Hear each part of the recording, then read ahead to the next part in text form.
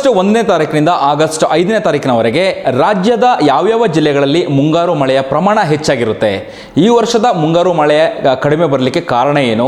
ಒಂದು ವೇಳೆ ಮುಂದಿನ ದಿನಗಳಲ್ಲಿ ಮುಂಗಾರು ಮಳೆಯ ಪ್ರಮಾಣ ಹೆಚ್ಚಾಗಿ ಬಿದ್ದರೆ ಯಾವ್ಯಾವ ಜಿಲ್ಲೆಯಲ್ಲಿ ಹೆಚ್ಚು ಮುಂಗಾರು ಮಳೆ ಬರುವಂತಹ ಸನ್ನಿವೇಶಗಳಿದೆ? ಈ ಬಗ್ಗೆ ಮಾತನಾಡಲಿಕ್ಕೆ ನಮ್ಮೊಂದಿಗೆ ಹವಾಮಾನ ಇಲಾಖೆಯ ಹಿರಿಯ ನಿರ್ದೇಶಕರು CS ಪಾಟೀಲ್ ಅವರಿದ್ದಾರೆ. ಅವರಿಂದ ನಾವು ಮಾಹಿತಿಯನ್ನು ಪಡ್ಕೊಳ್ಳೋಣ. ಸರ್, ಈಗಾಗಲೇ ಏನು ಈ ವರ್ಷ 2026 ಮುಂಗಾರು ಮಳೆ ಬಹುತೇಕ ಕಡಿಮೆ ಆಗಿರುವಂಥದ್ದು. ಒಂದು ವೇಳೆ ಮುಂದಿನ ದಿನಗಳಲ್ಲಿ ಮಳೆ ಬರೋದಿದ್ರೆ ಆಗಸ್ಟ್ 1ನೇ ತಾರೀಕಿನಿಂದ ಆಗಸ್ಟ್ 5ನೇ ತಾರೀಕು ಈ 5 ದಿನದ ಹವಾಮಾನದ ವರದಿ ಯಾವ ರೀತಿಯಾಗಿದೆ ಸರ್? ಮತ್ತು ಯಾವ್ಯಾವ ಜಿಲ್ಲೆಗಳಲ್ಲಿ ಎಷ್ಟು ಪ್ರಮಾಣದ ಮುಂಗಾರು ಮಳೆ ಬೀಳಬಹುದು ಅನ್ನುವಂಥದ್ದು?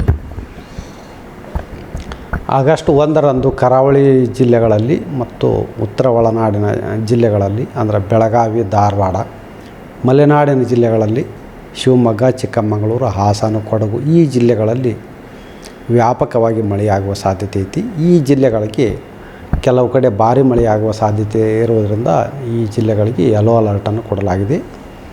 ಆಗಸ್ಟ್ 2ರಿಂದ ಆಗಸ್ಟ್ 3ರವರೆಗೆ ಕರ್ನಾಟಕದ ಕರಾವಳಿ ಜಿಲ್ಲೆಗಳಲ್ಲಿ ವ್ಯಾಪಕವಾಗಿ ಮಳೆಯಾಗುವ ಹೆಚ್ಚಿನ ಸಾಧ್ಯತೆ ಇದ್ದು, ಉತ್ತರ ಕನ್ನಡ, ಉಡುಪಿ ಹಾಗೂ ದಕ್ಷಿಣ ಕನ್ನಡ ಜಿಲ್ಲೆಗಳ ಕೆಲವು ಕಡೆ ಭಾರಿ ಮಳೆಯಾಗುವ ಸಾಧ್ಯತೆ ಇರುವುದರಿಂದ ಆಗಸ್ಟ್ 2, 3, 4ರಂದು ಯೆಲ್ಲೋ ಅಲರ್ಟನ್ನು ಕೊಡಲಾಗಿದೆ.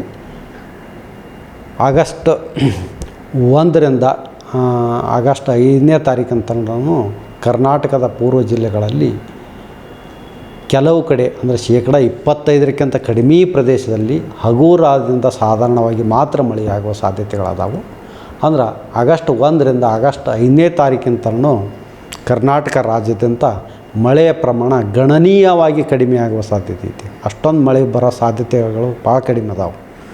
ನಂತರ ಆಗಸ್ಟ್ 5 ಅಥವಾ 6 ನಂತರ ಮತ್ತೆ ಮಳೆ ಆರಂಭ ಆಗುವ ಸಾಧ್ಯತೆಗಳದಾವೆ. ಇಲ್ಲಿವರೆಗೆ ಎಷ್ಟು ಪ್ರಮಾಣದ ಮಳೆ ಬಿದ್ದಿರ್ಬೋದು? ಮುಂಗಾರು ಮಳೆ ಕಳೆದ ವರ್ಷನ ಕಂಪೇರ್ ಮಾಡಿದರೆ ಇಲ್ಲಿವರೆಗೆ ಎಷ್ಟು ಮಳೆ ಪ್ರಮಾಣ ಎಷ್ಟು ಬಂದಿದೆ ಅನ್ನುವಂಥದ್ದು?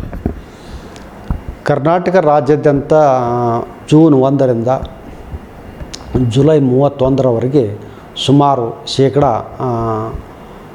28% ಮಳೆ ಕೊರತೆ ಐತಿ. ಕರಾವಳಿ ಜಿಲ್ಲೆಗಳಲ್ಲಿ ಕೂಡ ಸುಮಾರು 27% ಮಳೆ ಕೊರತೆ ಐತಿ. ಕರ್ನಾಟಕದ ಉತ್ತರ ಒಳನಾಡಿನ ಜಿಲ್ಲೆಗಳಲ್ಲಿ 10ರಿಂದ 15%, ಕೆಲವೊಂದು ಕಡೆ 20-25% ಮಳೆ ಕೊರತೆ ಇದೆ. ಆದರೆ ಕರ್ನಾಟಕದ ದಕ್ಷಿಣ ಒಳನಾಡಿನ ಜಿಲ್ಲೆಗಳಲ್ಲಿ ಮಳೆ ಕೊರತೆ ಭಾಳ ಜಾಸ್ತಿ ಐತಿ. ಇಲ್ಲಿ ಸರಾಸರಿ ಒಂದು 36% ಮಳೆ ಕೊರತೆ ಐತಿ. ಕೆಲವೊಂದು ಕಡೆ 40%, ಕೆಲವೊಂದು ಕಡೆ 50% ಮಳೆ ಕೊರತೆ ಐತಿ. ಈಗ ಚಿತ್ರದುರ್ಗ, ದಾವಣಗೆರೆ, ಬಳ್ಳಾರಿ, ತುಮಕೂರು, ಚಿಕ್ಕಬಳ್ಳಾಪುರ, ಬೆಂಗಳೂರು, ಕೋಲಾರ, ರಾಮನಗರ, ಮಂಡ್ಯ, ಮೈಸೂರು, ಚಾಮರಾಜನಗರ ಈ ಜಿಲ್ಲೆಗಳಲ್ಲಿ ಮಳೆ ಕೊರತೆ ಭಾಳ ಜಾಸ್ತಿ ಐತಿ. ಇಲ್ಲಿ ಸುಮಾರು ಒಂದು 40% ಮಳೆ ಕೊರತೆ ಇದೆ. ಸರ್, ಈಗ ಬೇಸಿಗೆಗಾಲ ಬಂದಾಗ ಹೆಚ್ಚು ಬಿಸಿಲು ಇದ್ದಾಗ ನೆಕ್ಸ್ಟ್ ವರ್ಷ ಮಳೆ ಜಾಸ್ತಿ ಅಥವಾ ಕಮ್ಮಿ ಅನ್ನೋದನ್ನು ಮಾತಾಡ್ಕೊಳ್ತಾರೆ ಸಾರ್ವಜನಿಕರು. ಇನ್ನು ಚಳಿಗಾಲದಲ್ಲಿ ಹೆಚ್ಚು ಚಳಿ ಇದ್ದರೆ ಮುಂದಿನ ವರ್ಷ ಮಳೆಗಾಲ ಬರಲ್ಲ ಅಥವಾ ಬರಗಾಲ ಬರುತ್ತೆ, ಇದೆಲ್ಲನೂ ಕೂಡ ಮಾತಾಡ್ಕೊಳ್ತಾರೆ. ಈ ಬೇಸಿಗೆಗಾಲ ಚಳಿಗಾಲದಲ್ಲಿ ಏನಾದರೂ ಚಳಿಗಾಲದಲ್ಲಿ ಹೆಚ್ಚು ಚಳಿ ಅಥವಾ ಬೇಸಿಗೆಗಾಲದಲ್ಲಿ ಹೆಚ್ಚು ಬಿಸಿಲು ಇರುವಂಥ ಕಾರಣದಿಂದಾಗಿ ಮಳೆ ಪ್ರಮಾಣ ಕಡಿಮೆ ಅಂತ ಹೇಳಲಾಗುತ್ತಾ? ಅದು ಏನು ಕಾರಣ, ವೈಜ್ಞಾನಿಕ ಕಾರಣಗಳು ಏನಿರ್ಬೋದು? ಯಾಕಂತ ಹೇಳಿದ್ರೆ ಹೆಚ್ಚು ರೈತರು ಮುಂಗಾರು ಮಳೆಯನ್ನು ನಿರೀಕ್ಷೆ ಮಾಡ್ತಾರೆ ಬೆಳೆಯನ್ನು ಬೆಳಿಲಿಕ್ಕೆ. ಈ ಮುಂಗಾರು ಮಳೆ ಕೈ ಕೊಟ್ಟಿರುವಂತಹ ಕಾರಣಗಳು ಏನಿರ್ಬೋದು ಅನ್ನುವಂಥದ್ದು? ಬಿಸಿಲು ಜಾಸ್ತಿ ಅಂತನಾ ಅಥವಾ ಚಳಿಗಾಲದಲ್ಲಿ ಏನಾದರೂ ವ್ಯತ್ಯಾಸ ಆದಾಗಲಾ ಅಥವಾ ಏನಿರ್ಬೋದು ಅಂತ? ಇವೆಲ್ಲ ಸ್ಥಳೀಯ ವೀಕ್ಷಣೆಗಳು. ಬರೀ ಇಷ್ಟಕ್ಕೆ ನಾವು ತಿಳ್ಕೊಂಡ್ರೆ ಸಾಲಾಗಲ್ಲ. ಇದು ಜಾಗತಿಕ ಮಟ್ಟದಲ್ಲಿ ಹವಾಮಾನ ಬದಲಾವಣೆ ಆಗ್ತಾ ಇರ್ತೈತಿ. ಈ ಎಲ್ಲಿನೋ ಬಂದಾಗ ಸಾಮಾನ್ಯವಾಗಿ ದೇಶಾದ್ಯಂತ ಮಳೆಯ ಪ್ರಮಾಣ ಕಡಿಮೆ ಆಗ್ತೈತಿ. ಎಲ್ಲಿನೋ ಅಂದ್ರೆ ಪೂರ್ವ ಪ್ಯಾಸಿಫಿಕ್ ಮಹಾಸಾಗರದಲ್ಲಿ ನೀರಿನ ಉಷ್ಣಾಂಶ ಹೆಚ್ಚಿಗೆ ಆಗೋದು. ಎಲ್ಲಿನೋ ಬಂದಾಗ ಮಳೆಗಾಲ ಕಡಿಮೆ ಆಗುತ್ತೆ. ಮುಂದೆ ಚಳಿಗಾಲವೂ ಕೂಡ ಅಷ್ಟೊಂದಿರಲ್ಲ. ಅಂದ್ರೆ ಚಳಿಗಾಲ ಅಷ್ಟೊಂದು ತೀವ್ರ ಇರುವುದಿಲ್ಲ, ಸಾಧಾರಣವಾಗಿರ್ತೈತಿ. ಅತಿ ತಂಪಿರಾಗಲ್ಲ ಚಳಿಗಾಲದಲ್ಲಿ ಎಲ್ಲಿನೋ ಇದ್ದಾಗ. ಮತ್ತು ಬೇಸಿಗೆಯಲ್ಲಿ ಎಲ್ಲಿನೋ ಬಂತಂದ್ರೆ ಜಾಸ್ತಿ ಬಿಸಿಲಿರ್ತೈತಿ. ಅತಿ ಶಾಖ ಆದ ಅಲೆಗಳು ಅಂದರೆ ಹೀಟ್ ವೇವ್ ಕಂಡೀಷನ್ಸ್ ಇವೆಲ್ಲ ಆಗ್ತಿರ್ತಾವೆ. ಈ ವರ್ಷವೂ ಕೂಡ ಶಾಖದ ಅಲೆಗಳು ಬಂದವು. ಆದ್ರೆ ಎಲ್ಲಿನೂ ಆ ಟೈಮ್ದಲ್ಲಿ ನ್ಯೂಟ್ರಲ್ ಕಂಡೀಷನ್ನಾಗಿತ್ತು. ಏಪ್ರಿಲು, ಮೇ, ಜೂನು ಮೊದಲನೇ ವಾರತನೂ ಎಲ್ಲಿನೂ ನ್ಯೂಟ್ರಲ್ ಕಂಡೀಷನ್ದಲ್ಲಿತ್ತು. ಹಿಂಗಾಗಿ ಅಷ್ಟೊಂದು ಹೀಟ್ ವೇವ್ ಕಂಡೀಷನ್ಸ್ ಬರಲಿಲ್ಲ. ಎಲ್ಲಿನೋ ಇದ್ದಾಗ ಹೀಟ್ ವೇವ್ ಕಂಡೀಷನ್ಸು ಜಾಸ್ತಿ ಆಕ್ಕಾವು. ಅದೇ ರೀತಿ ಲ್ಯಾನಿನಾ ಅಂದ್ರೆ ಪೂರ್ವ ಪೆಸಿಫಿಕ್ ಮಹಾಸಾಗರದಲ್ಲಿ ನೀರಿನ ಉಷ್ಣಾಂಶ ಕಡಿಮೆ ಆಗಿರೋದು. ಲ್ಯಾನಿನೋ ಇದ್ದಾಗ ಈಗ ನಾನು ಉದಾಹರಣೆಗೆ ಹೇಳ್ಬೇಕಂದ್ರೆ ಈಗ ನವಂಬರ್, ಡಿಸೆಂಬರ್, ಜನವರಿ, ಫೆಬ್ರವರಿ ಈ ಟೈಮ್ನಾಗ ಲ್ಯಾನಿನೋ ಇತ್ತು ಅಂತ ತಿಳ್ಕೊಳ್ರಿ. ಆವಾಗ ಚಳಿಗಾಲ ಭಾಳ ತೀವ್ರ ಇರ್ತೈತಿ, ಅತಿ ಚಳಿಗಾಲ ಇರ್ತೈತಿ. ಎಲ್ಲಿನೋ ಇದ್ದಾಗ ಚಳಿಗಾಲ ಅಷ್ಟಿರೋಲ್ಲ. ಇದು ಒಂದು. ಓಕೆ, ನಾವು ಮುಂಗಾರು ಮಳೆ ಕಡಿಮೆ ಬಿದ್ದಂತಹ ಹಿನ್ನೆಲೆಯಲ್ಲಿ ಹಿಂಗಾರು ಮಳೆಗೆ ಏನಾದರೂ ಎಫೆಕ್ಟ್ ಆಗುತ್ತಾ? ರೈತರು ಹಿಂಗಾರು ಮಳೆ ನಿರೀಕ್ಷೆ ಮಾಡ್ಬೋದಾ ಅನ್ನುವಂಥದ್ದು? ಈ ಎಲ್ಲೇನೋ ಐತಲ್ಲ, ಮುಂಗಾರು ಮಳೆ ಕಡಿಮೆ ಮಾಡುತ್ತಾ, ಆದ್ರೆ ಹಿಂಗಾರು ಮಳೆ ವಾಡಿಕೆ ಅಂತ ಮಳೆ ಬರ್ತೈತಿ ಇದಕ್ಕೆ ಸಾಮಾನ್ಯವಾಗಿ. ಇದು ಕೈ ಕೊಟ್ಟಿರ್ಬೋದು, ಆದ್ರೆ ಅದು ಒಮ್ಮೊಮ್ಮೆ ನಾರ್ಮಲಾಗಿ ವಾಡಿಕೆಯಂತೆ ಮಳೆ ಬರುವ ಸಾಧ್ಯತೆಗಳು ಕೂಡ ಇರ್ತಾವೆ.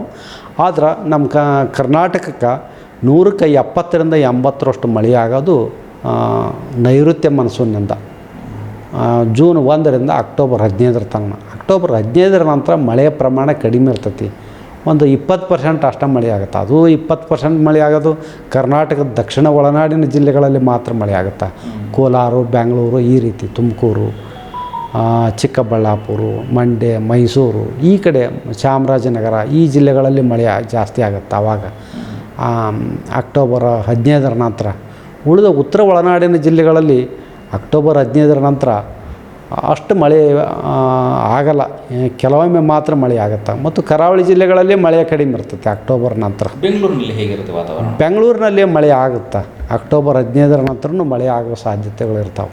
ಈ ಬೆಂಗಳೂರು ಸೌತ್ ಕರ್ನಾಟಕಕ್ಕೆ 2 ರೀತಿ ಮನ್ಸೂನುಗಳು ಬರ್ತಾವೆ. ಒಂದು ನೈಋತ್ಯ ಮನ್ಸೂನು, ಇನ್ನೊಂದು ಈಶಾನ್ಯ ಮನ್ಸೂನು. ಇದರಿಂದ ಇದಕ್ಕೆ ಡಬಲ್ ಬೆನಿಫಿಟ್ ಕರ್ನಾಟಕದ ದಕ್ಷಿಣ ಒಳನಾಡಿನ ಜಿಲ್ಲೆಗೆ. ಆದರೆ ಉತ್ತರ ಒಳನಾಡಿನ ಜಿಲ್ಲೆಗಳಿಗೆ ಆಗುತ್ತಾ ಅಷ್ಟೊಂದು ಮಳೆ ಆಗಲ್ಲ ಅಲ್ಲಿ. ಇದಿಷ್ಟು CS ಪಾಟೀಲ್ ಅವರ ಮಾಹಿತಿಗಳಾಗಿತ್ತು. ಕ್ಯಾಮ್ರಾ ಪರ್ಸನ್ ಮಂಜುನಾಥ್ ಜೊತೆ ಅಭಿಜಿತ್ ಗಣೇಶ್, ಪ್ರತಿಧ್ವನಿ ನ್ಯೂಸ್, ಬೆಂಗಳೂರು. ಹೆಚ್ಚಿನ ವಿಡಿಯೋಗಳಿಗೆ ಪ್ರತಿಧ್ವನಿ ಯೂಟ್ಯೂಬ್ ಚಾನೆಲ್ ಸಬ್ಸ್ಕ್ರೈಬ್ ಮಾಡಿ, ಬೆಲ್ ಐಕಾನ್ ಕ್ಲಿಕ್ ಮಾಡಿ.